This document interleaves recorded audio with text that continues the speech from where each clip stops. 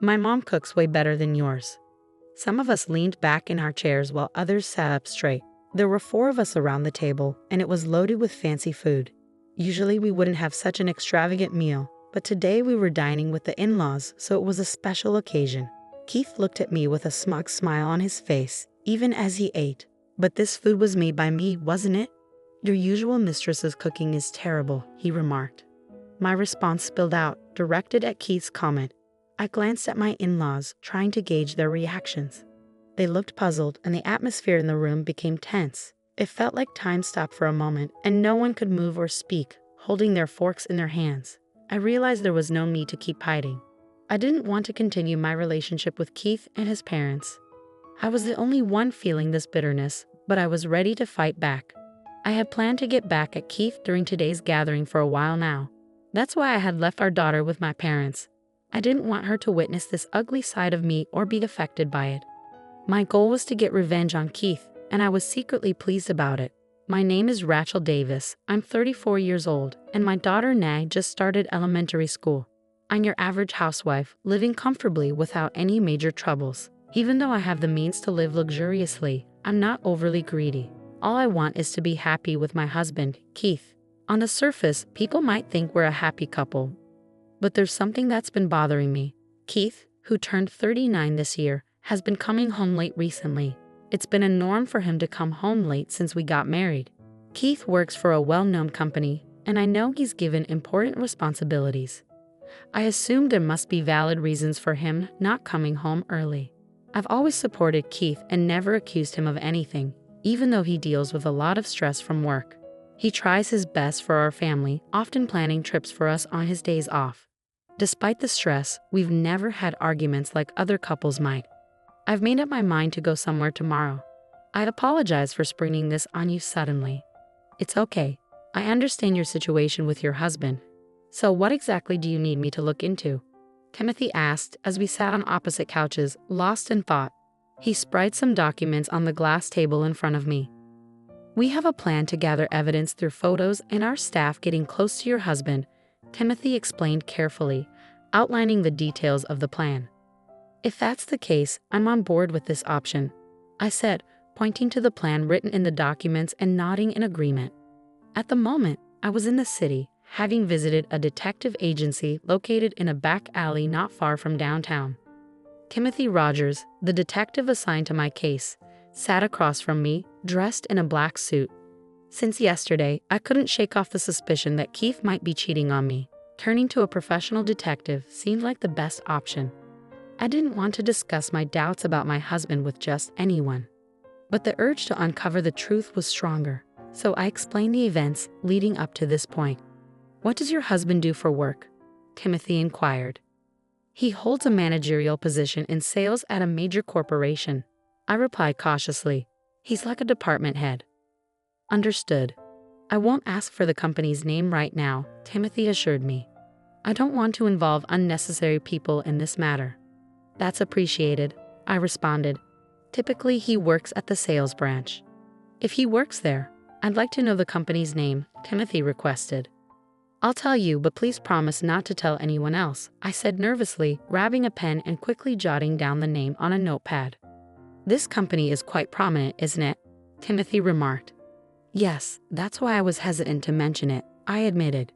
Please keep it confidential. Of course, we don't want to cause any harm to the company, Timothy assured me. This is strictly personal. 2 weeks later, I returned to the detective agency and met with Timothy again. I'm sorry to have to tell you this, but your husband is cheating, he revealed. Oh really? I gasped in surprise, feeling a mix of emotions. It was like I had resigned myself to this possibility, yet the confirmation still hurt deeply. Despite the pain, I felt a sense of duty to accept the truth. Despite the whirlwind of emotions inside me, I managed to keep a composed facade. What's your next move? Do you want to continue the investigation further? Timothy asked. Yes, please. I want to dig deeper, I replied, even though my heart felt heavy. So, we'll need to get more involved. Are you sure about that? Timothy questioned. Yes, I am, I affirmed, though I felt like my heart was sinking into darkness. I wanted to uncover the truth, no matter how painful it might be. At this point, the affair is confirmed, Timothy confirmed. And there were times when your husband stayed with the woman he was having the affair with, not just for work reasons. His words ignited anger within me, but I pushed it down, focusing on the task at hand. Do you want to see the photographic evidence now or later? Timothy asked. Show it to me, I requested, my voice trembling. Timothy handed me a photo from a brown envelope. As I looked at it, I saw Keith entering his mistress's house. The woman seemed to be around my age, but she appeared younger and more attractive. Keith looked happier with her than he did with me. My daughter Naomi's earlier observation wasn't a lie. She was only in first grade, and I didn't want to disrupt her life with a divorce. But I couldn't stay with a cheating husband either. If the affair affected Naomi negatively, it would be too late. Suppressing my pain, I made a decision. I need as much information as you can provide, I told Timothy. All right then, we'll proceed with the investigation for about 2 months. Is that okay with you? Timothy asked. Yes, I have enough money for it. Please, I need you to do this, I said firmly, meeting Timothy's gaze. But suddenly, a voice interrupted us. Hey, don't you go making decisions on your own. All you do is lie, the voice accused.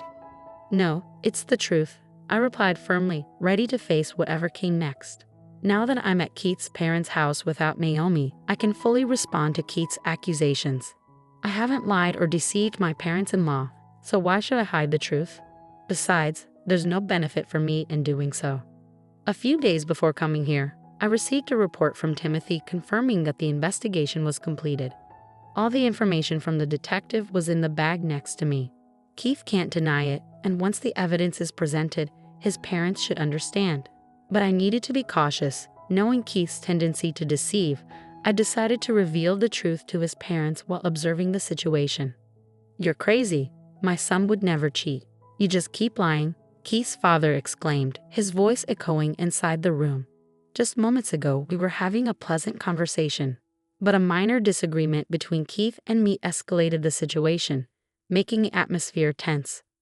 I had only mentioned that Keith hadn't been coming home for the past 6 months, but he immediately got defensive and accused me of lying. It was me who triggered this, but my resentment towards my husband ran deep.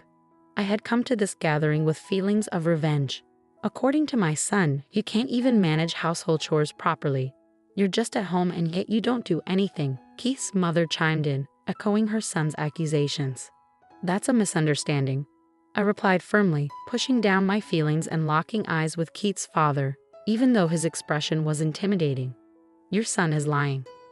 Misunderstanding? Are you suggesting my son is lying? Keith's father challenged. Yes, I continued speaking, determined to stand my ground. That's ridiculous. My son is a light. I've always provided him with a good education and quality meals. Moreover, I've taught him to be respectful and not to be a bother to others. Do you think someone like him would cheat? It's impossible. But Keith's father stubbornly refused to acknowledge what his son had done. Perhaps it was his lack of knowledge about the situation that made him unwilling to accept the truth. But Robert's demeanor grew increasingly tense. I was just about to present the evidence when Susan, who had always been kind to me, spoke up. I used to trust you, but after this incident, I just can't anymore, she said, her tone filled with disappointment. Susan had been kind to me since I arrived early at their home today. She had even recommended Keith to marry me. Susan and my mother were old friends, so her kindness was expected. However, now she looked at me with suspicion, as if I were a criminal. If things are really that bad, we might have to consider divorce, Susan suggested, almost sighing. I didn't want to bring up divorce. Our family runs a well-known company, and if people find out that someone like me is Keith's wife, it could tarnish our reputation. In about 10 years, Keith will become the CEO, and then we won't be able to ignore it anymore. Susan continued, her expression apologetic. And she can't even cook properly for me. That's not true, Keith interjected, defending his mother's accusation. Your cooking tastes bad. In the room where the 4 of us were, Keith arrogantly picked up his fork and began eating. His attitude irritated me even more. Actually, my mom's cooking is way better than yours, Keith laughed, trying to provoke me. But that was made by me though, isn't it? Your usual mistress whose cooking is awful, he added, stunning me with his remark. The atmosphere in the room became tense, and I felt the need to excuse myself. Both sets of parents-in-law looked shocked, their mouths hanging open. Keith also widened his eyes in realization, dropping the grilled fish from his fork. He had set down his fork onto the table. "What do you mean?" Susan questioned, her tone filled with concern. "Just what I said," I replied smoothly. "As I've been saying, the one lying is my husband." "Hey, stop making stuff up." Keith slammed his fork on the table, yelling. "It's not a lie. Plus, I cooked the grilled fish after I came here this morning, in place of your mother. You and your father wouldn't know since you arrived in the afternoon," he added defensively. As I explained, Keith grew even more irritated, his face turning bright red. "Want to see the evidence? If you have it, show it," he challenged, standing up abruptly. "All right, I'll show you then," I responded, taking a more serious tone. "What? No, you must be lying. That's just nonsense," Keith protested, but I remained serious. "Well, anyway, I haven't done anything wrong," Keith muttered quietly, sitting back down. "You know what'll happen if you're lying, right?" Robert shouted, his anger evident. "First off, calm down. Does Rachel really have evidence?" Susan interjected, trying to diffuse the tension. In that moment, Susan was the only one able to think rationally. I reached into my bag and took out an envelope containing photos and a letter-sized paper from Timothy, the detective. Placing them on the table, I could see my husband's face turn pale as he watched my move. "No, it's not like that," Keith protested, desperate to avoid confronting the truth, repeatedly denying it. "What is this? What does it mean?" Robert demanded, visibly agitated. "It's nothing," Keith covered his ears, refusing to face reality. "These photos, who's this person? Don't tell me you've really been cheating," Robert questioned, disbelief evident in his voice. "Yes, that's right. That's why I have these photos taken as evidence. This isn't fabricated. I've also consulted with an attorney," I explained calmly in response to Robert's remarks. "If we decide to divorce, it'll be handled according to the law," I stated without hesitation. I harbored a deep-seated intention to make Keith pay for his actions.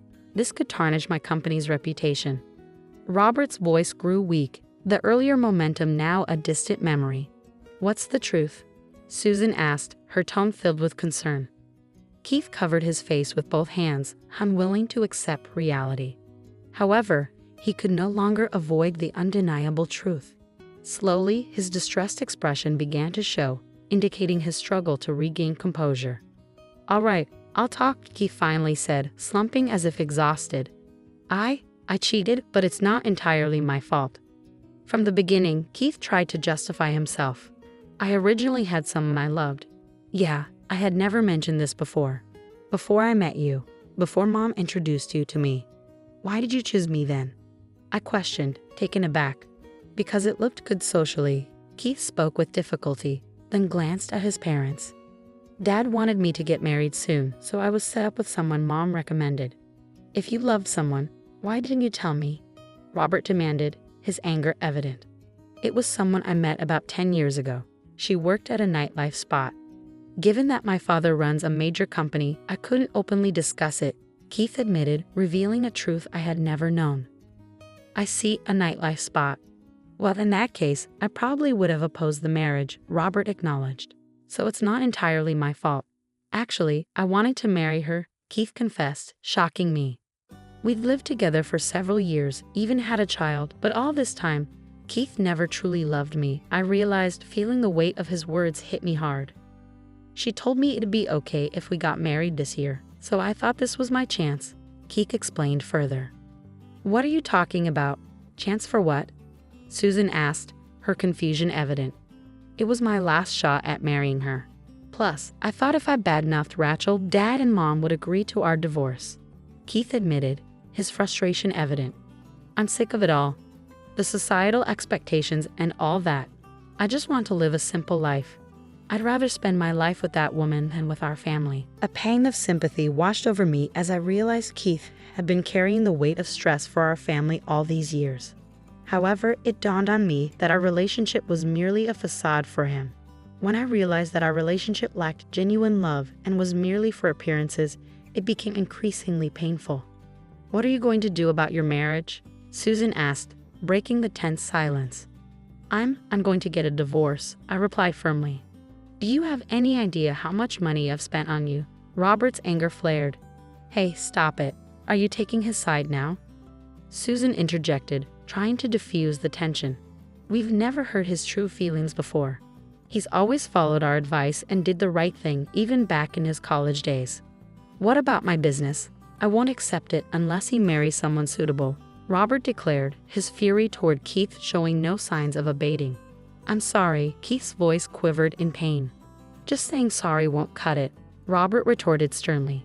But don't you think it's enough that he's finally been honest with us? Susan intervened, gently prodding Robert to calm down emotionally. I'm getting a divorce, so I'll be taking over my company. What is your answer? Robert asked Keith with an angry expression. I can't take it over anymore, Keith admitted. I see. Are you prepared to take full responsibility? Robert questioned, seeking confirmation. It might be tough, but I'll figure something out, Keith replied. Do as you please. I won't say a thing. From today, you're no longer part of this family. Remember that, Robert declared, leaving the dining table in disbelief. I'm truly sorry, Keith expressed deep regret to me, begging for forgiveness. But no matter the circumstances, I couldn't forgive Keith for upending my life. I was set on getting a divorce and planned to seek child support. Otherwise, I wouldn't be able to suppress my feelings of resentment. I called the attorney I had spoken with earlier that day, and the divorce proceedings with Keith began the next day. A few months have passed since then, and although I can't live as comfortably as before, I believe my life has improved. I feel better about my current situation. Mom, I'm off. Be careful, honey, I called out as Naomi headed off to school. Now in the second grade, she was growing up fast. As a single mom, I had to start working again. But it was still better than living with Keith, who had no love for us. After ensuring Naomi was safely off to school, I headed to work. The company I work for is managed by my father-in-law. I reconciled with my parents-in-law, and they've been a great support, helping me in various ways. Through their assistance, I was able to join my current company. However, I didn't know what had become of Keith after the divorce. He went to the person he had an affair with and never returned home. Keith had always had a decent amount of money, so the child support was paid promptly. Later on, through grapevine, I heard of someone resembling Keith wandering the streets at night alone, looking haggard with a pained expression. I didn't dwell on it. Whatever happened to a man who lost everything didn't matter to me now. My duty was to work hard for Naomi, letting go of the past. I took the first step into a new life.